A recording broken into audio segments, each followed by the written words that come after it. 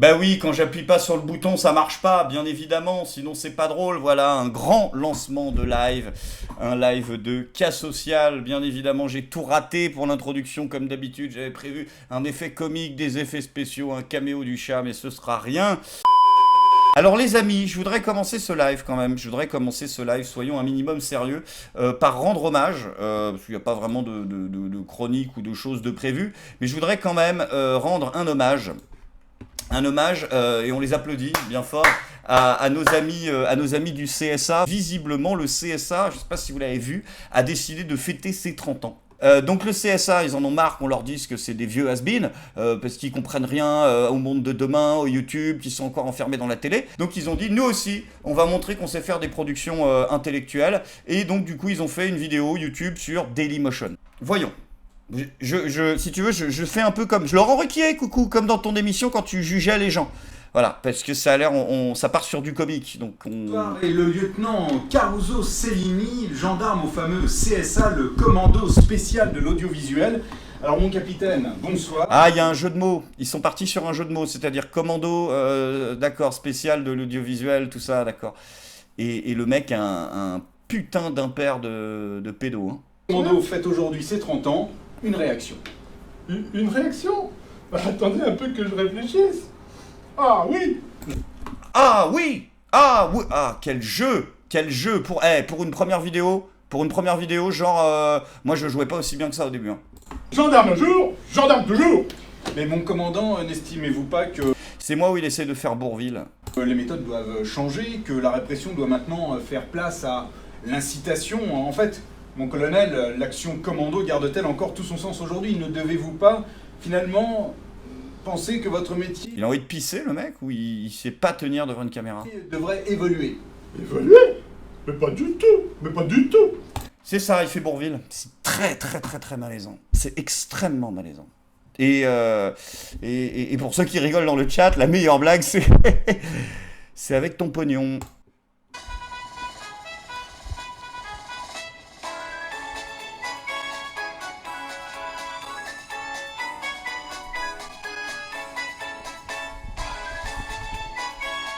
C'est qui la meuf là? Parce que ça là, c'est le pied de caméra. Ben, déjà bravo, tourner devant une vitre. On est les champions, on est tous ensemble. Et la meuf là, c'est qui? C'est la metteuse en scène de ça? Avec les claquettes et le... C'est la liseuse. Elle bouge, mamie.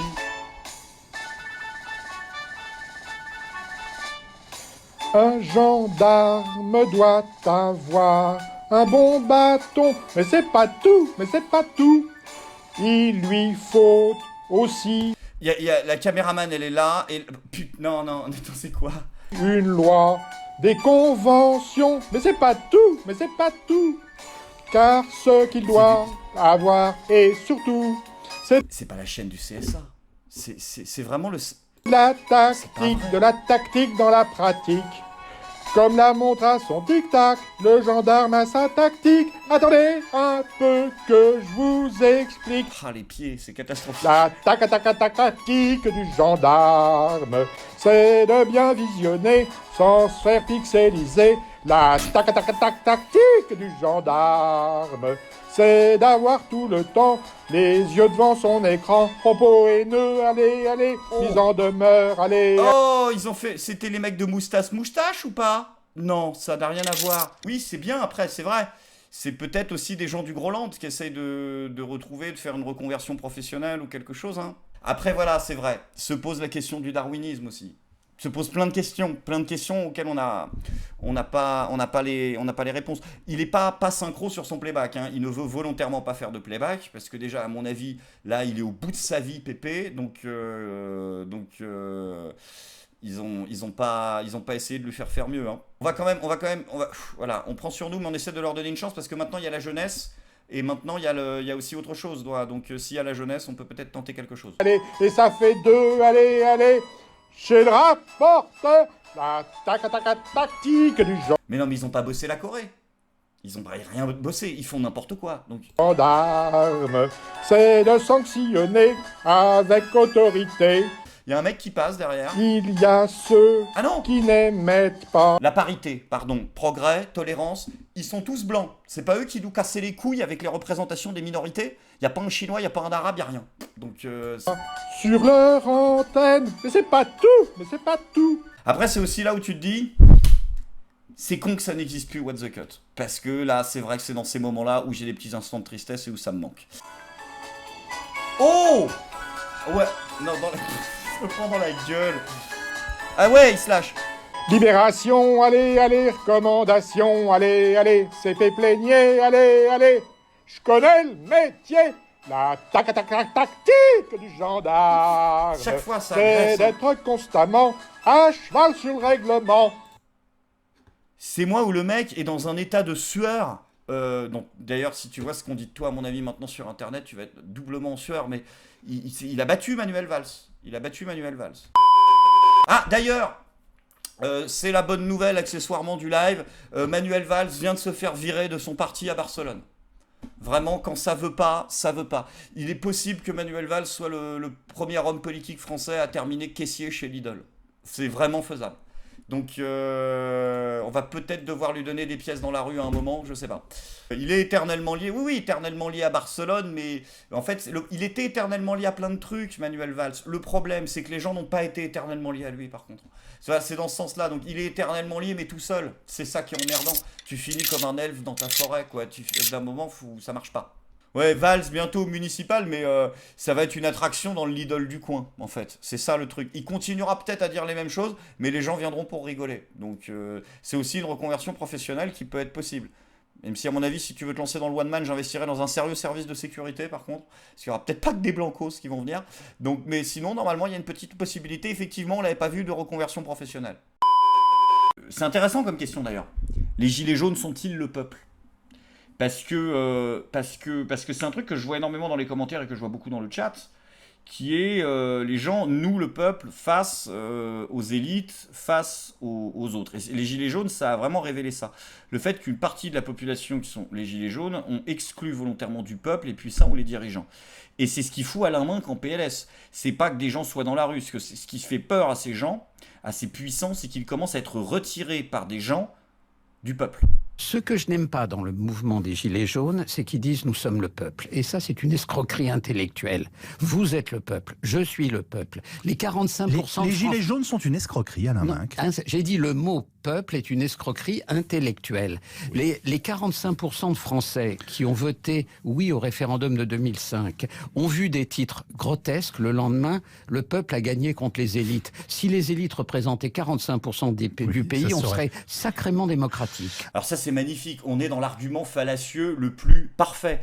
Déjà, on est en pleine crise des gilets jaunes et le seul truc pour invalider la notion de peuple qu'Alain Minc arrive à trouver, c'est un article de 2005 d'un pigiste de Libération qui avait probablement plus de DK à la machine à café, qui donc s'est un peu lâché dans le titre. Et le pire, c'est que le mec ne fait en plus même pas semblant d'essayer de comprendre l'article, ou alors il est complètement con. Parce que ce que probablement voulait dire ce journaliste à ce moment-là, ce n'est pas qu'il y a 55% des Français qui représentent le peuple et qu'il y a 45% des Français qui représentent l'élite. Bien évidemment que ce serait grotesque. Si c'est grotesque, c'est peut-être juste que tu as mal compris.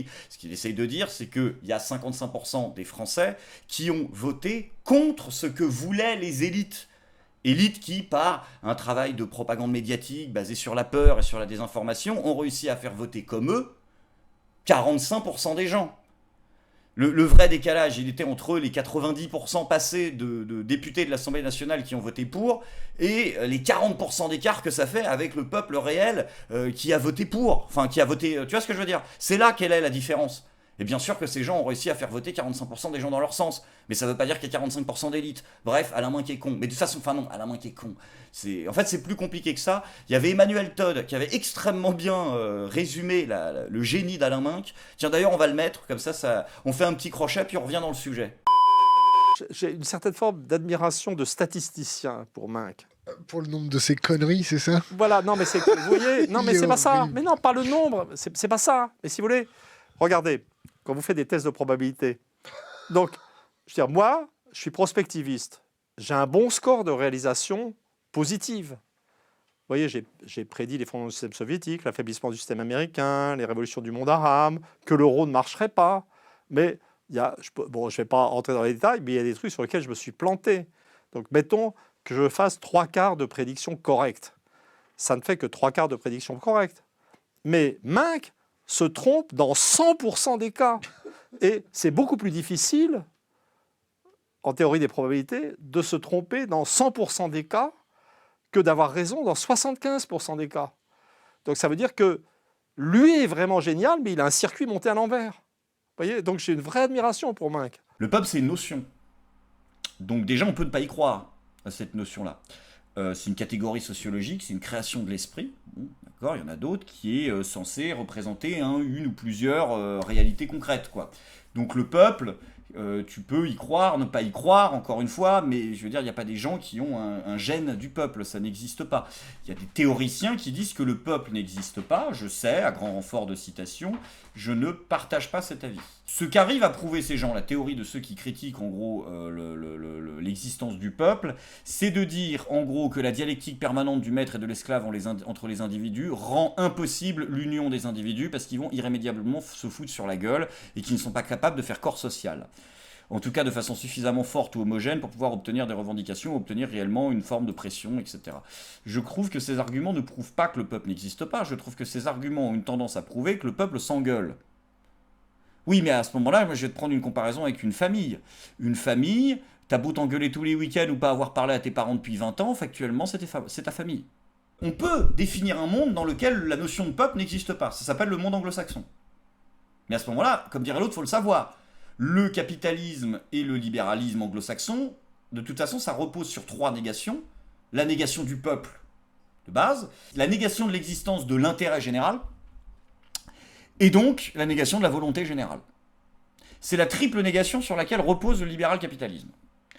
Et d'ailleurs, ce qui est assez étrange paradoxalement, c'est que ces modèles anglo-saxons donnent des sociétés beaucoup plus démocratiques que les nôtres. Je suis pas en train de te dire que les Anglais se font pas baiser.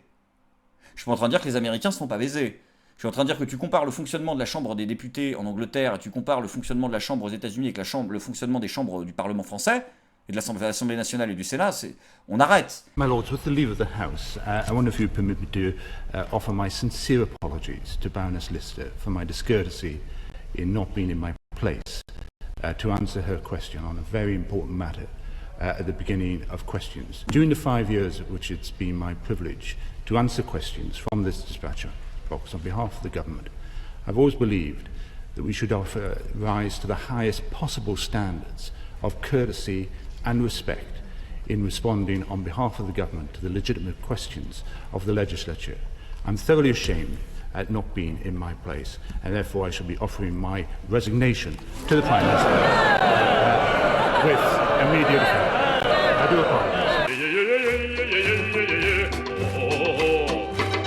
Les chiffres, on ne les aura pas par l'Assemblée, mais vous avez mené l'enquête sur cet absentéisme galopant, résultat accablant. Oui, plus de la moitié des députés ont disparu, introuvables à Paris. Sur 577, ils sont plus de 300 à ne plus siéger pour les séances de questions au gouvernement depuis la rentrée. C'est une info Europe 1, l'absentéisme a bondi de plus de 20%. Et pourtant, cette séance, c'est la vitrine de l'Assemblée. Alors imaginez-vous quand les projecteurs sont éteints, la bibliothèque est déserte, en réunion de commission, ambiance crépusculaire, de plus en plus d'élus signent la feuille d'émargement puis repartent aussi vite. Tous les 15 jours au moins, un député supplie le patron de l'Assemblée de ne pas le sanctionner financièrement pour absentéisme. Seit Jahren heißt es, dass einige Abgeordnete sich zum Beispiel freitags früh in die Anwesenheitslisten eintragen, um noch einmal Tagegeld zu kassieren und dann abreisen. Und tatsächlich, um 6:45 in der Früh entdecken wir diesen Abgeordneten mit Koffer vorm Parlament. Sind Sie nur hier, um sich noch mal einzutragen, das Geld mitzunehmen? Das geht Sie nichts an. Oben vor dem Büro, in dem sich die Abgeordneten in die Anwesenheitslisten eintragen können, eine ganze Schlange von Abgeordneten mit Koffern. Zum Beispiel die irische Abgeordnete Cathy Sennett. Sie droht mit Klage, je nachdem, wie wir über sie berichten werden. Anderen Abgeordneten scheint es so unangenehm zu sein, dass wir sie beobachten, dass sie es vorziehen, sich nicht in die Anwesenheitsliste einzutragen. Sie kommen aus dem Aufzug. Waren Sie auf dem Weg, sich für das Tagegeld einzutragen? Und verlassen die Etage schnell wieder. Ohne Kommentar. Warum laufen Sie weg? Schämen Sie sich dafür, dass Sie sich hier eintragen wollten?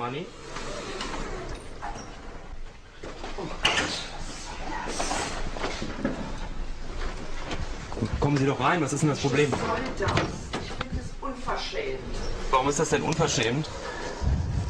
En fait, la question de savoir si les gilets jaunes sont le peuple, c'est une question à laquelle on peut répondre si on est d'accord sur la définition du peuple.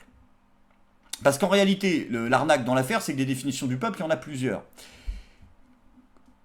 La première grosse définition du peuple, si on est vraiment dans la tentative de grossir le trait, donc Jean historien, tu te détends, c'est la notion de démos, donc c'est l'Antiquité grecque, et ça désigne l'ensemble des citoyens sur lequel l'oligarchie exerce un pouvoir. Et si tu fais à peu près la synthèse de tous les grands penseurs grecs qui ont parlé de peuple, on va dire que cette identité, cette masse-là du peuple, elle se définit par 4 critères. 1, elle est exclue des prérogatives politiques. 2, elle exerce les tâches laborieuses, le labeur, les tâches majoritairement manuelles et dures. 3, elle est définie par la pauvreté, cette masse-là, c'est-à-dire que ce sont les gens les plus pauvres. Et 4, par le nombre, ce sont les gens les plus nombreux. Si on prend ces critères de définition du peuple, il est évident que les gilets jaunes font partie du peuple, mais que les politiciens, majoritairement, n'en font pas partie. Bien sûr qu'il y a toujours, et encore Ruffin, il vient de ce monde-là, mais il y a toujours des postiers, il y a toujours des hurluberlus, il y a toujours des gens, je parle de la classe qui dirige, pas de la classe qui conteste, de la classe qui dirige et qui s'échange le pouvoir. Ces politiciens-là qui règnent et qui exercent le pouvoir oligarchiste selon la définition antique, ou qui en sont les relais, donc qui l'exercent en partie, ne peuvent pas être définis selon ces critères-là. Ils ne sont pas définis par le labeur, ils ne sont pas définis par la pauvreté, ils ont les prérogatives politiques et ils sont la minorité. Donc là, ça ne marche pas. Donc quand les politiques disent qu'ils sont le peuple, eux aussi, ils le disent avec une autre définition du peuple, selon une autre définition du peuple, qui est la définition des grands théoriciens du contrat social, et qui est une définition où le peuple ne désigne plus une condition sociale, mais la conscience de la communauté. C'est-à-dire l'appartenance d'un citoyen à une communauté. Communauté à laquelle il doit 3 choses. C'est-à-dire qu'il y a 3 choses qui en découlent. Son identité, sa culture et sa citoyenneté. L'identité, la culture et la citoyenneté sont le socle de cette définition du peuple. Moi, je veux bien. Mais que vous vous revendiquiez du peuple là-dedans. L'identité, le problème, c'est que l'identité, la souveraineté et la citoyenneté sont précisément les 3 choses que vous vous efforcez à détruire en permanence. Donc il y a quand même un petit problème de dissonance cognitive, parce que l'identité, le mot est devenu un gros mot, l'identité doit toujours être plurielle et le gaulois est toujours réfractaire. Le débat sur l'identité est un débat circulaire qui ne mène nulle part quand ce débat se replie sur soi. C'est le débat que pousse ici la AfD ou le Front National en France. Nous avons besoin de l'autre pour définir ce que nous sommes, nous. Ça, c'est absolument magique, par exemple. Ça ne veut rien dire. C'est ok, c'est très valable pour une copie de philo de terminale, mais je veux dire, pour un président de la République qui est censé diriger un pays, avoir une conception de l'identité qui se résume à ça, c'est dramatique. Parce que, effectivement, Macron, il a raison, quand la question de l'identité devient trop identitaire, elle finit par se nuire à elle-même. Sauf que Macron, son arnaque, c'est qu'il refuse de conceptualiser l'identité dans le débat public, dans le cadre de ses interventions, autrement que comme quelque chose lié au Rassemblement national, c'est-à-dire à ce sparring partner qu'il a choisi et désigné naturellement pour continuer à survivre en dépit du chaos et en dépit de l'impopularité. L'arnaque de Macron, c'est que il va toujours te dire quelque chose qui est totalement vrai dans l'absolu et très intéressant dans une conférence du Dalai Lama, mais qui n'est absolument pas pertinente pour prendre les décisions, j'ai envie de dire machiavéliennes, qu'impose le pouvoir. La culture, excuse-moi, elle est morte. Elle est actuellement morte. Le niveau culturel en France est dramatique. Et je ne te dis pas que je ne fais pas de politique. Parce que ça y est, je sens les mecs qui vont parler de la gauchisation du cinéma français. Le cinéma français de gauche, dans les années 90-2000, début 2000, le cinéma de Bakri, le cinéma de Jaoui, d'Alain Chabat, toute cette période-là, c'était de gauche. Ils étaient immigrationnistes, ils étaient mondialistes, enfin entre guillemets, ils étaient pour le métissage, etc. Tous ces gens-là avaient ce package. Indépendamment de ça, les répliques étaient top, Les films étaient très bons, les acteurs étaient compétents, et il y avait une vraie marque de cinéma français. Donc on peut faire un cinéma de gauche, d'extrême gauche, ça n'a rien à voir avec les questions politiques, qui soit extrêmement bon culturellement. C'est juste que c'est devenu de la merde. C'est-à-dire, il faut le savoir, les films aujourd'hui de Franck Dubosc et tout ça sont des copies pathétiques des blockbusters américains. Il n'y a plus rien. Et la citoyenneté, ben, je veux bien, mais ils l'ont détruite avec leur notion crétine de citoyen du monde.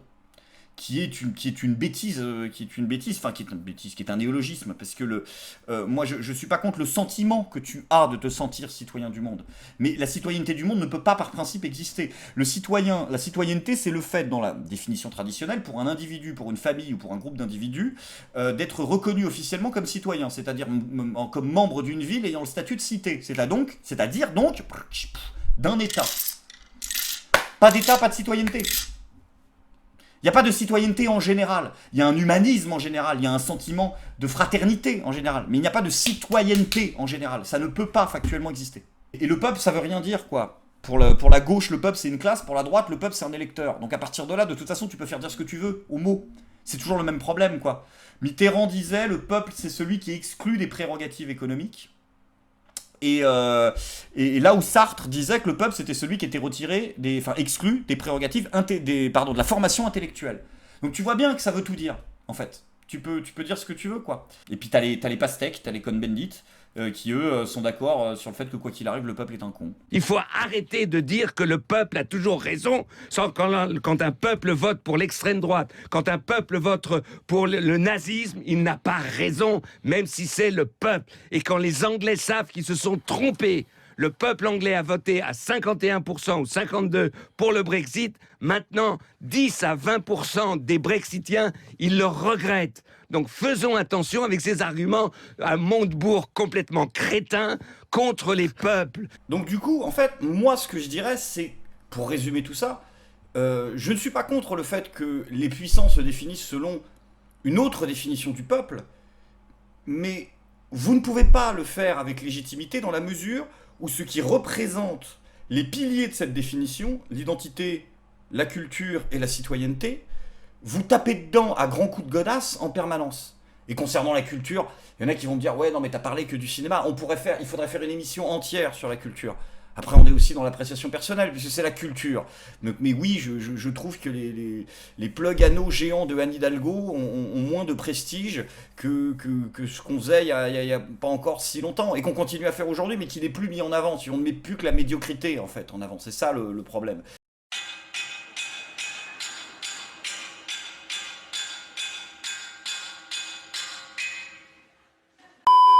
Donc pour répondre, oui, je pense que une grande partie des Gilets jaunes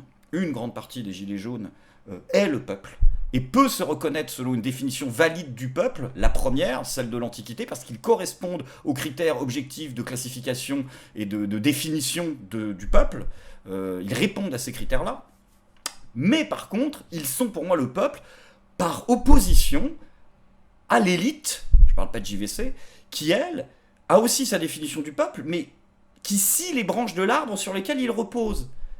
Donc c'est bien beau de vouloir vous définir selon une définition, mais il ne faut pas à ce moment-là taper complètement dedans. Et c'est très intéressant d'ailleurs de voir que cette notion recule. Hein. Tous les gilets jaunes, c'est pour ça qu'on fait le lien entre Chouard et les gilets jaunes. Chouard parle de démocratie athénienne en permanence. Soral parle de démocratie athénienne en permanence. Toute la dissidence idéalise à mort la démocratie athénienne, beaucoup plus que la démocratie de 1789. Et il y a une perte de la conception citoyenniste qu'on se veut alors comme étant descendante des théoriciens de la Grande Révolution pour revenir à une définition beaucoup plus antique et beaucoup plus concrète.